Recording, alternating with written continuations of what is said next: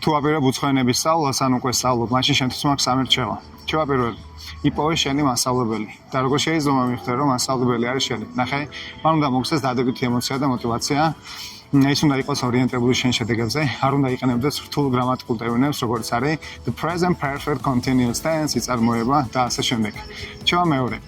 ისწავლე გამოყენებისთვის და არა სწავლისათვის, დაწესებირებისთვის, დროის გაყვანისთვის და ასე შემდეგ. და ამისთვის გამოგადგება შემდეგი შეკითხვები. როგორ გამოვიყენო ეს საუბარში, რა არის აქ თავარი, რა საუბარში დამეხმარება და ასე შემდეგ. რჩევა მესამე. არა ერთიო კურსი, ან ცენტრი, მხოლოდ იმიტომ, რომ ძალიან იაფია. თავარია მასწავლებელმა მიიყვანოს დანიშნულების ადგილამდე მინიმალურ დროში. აი წარმოიდგინე, გინდა თბილისში და ბათუმში ჩახვიდე, ხოლო მასწავლებელს მიყავხარ მხოლოდ ხაშურამდე. შეიძლება თქვა, ხაშურის ხო კარგია, მაგრამ შენ ხომ გინდა ჩახვიდე ბათუმში, გესმის? ამიტომაც რომ დაძოგო დროც და თანხაც და ეს არის ერთ-ერთი გაკუთვნილს ბაკურის ენების სკოლაში და ასევე რომ არ გამოგჩეს მსგავსი სიახლეები და რჩევები გამოიწერე ეს არხი.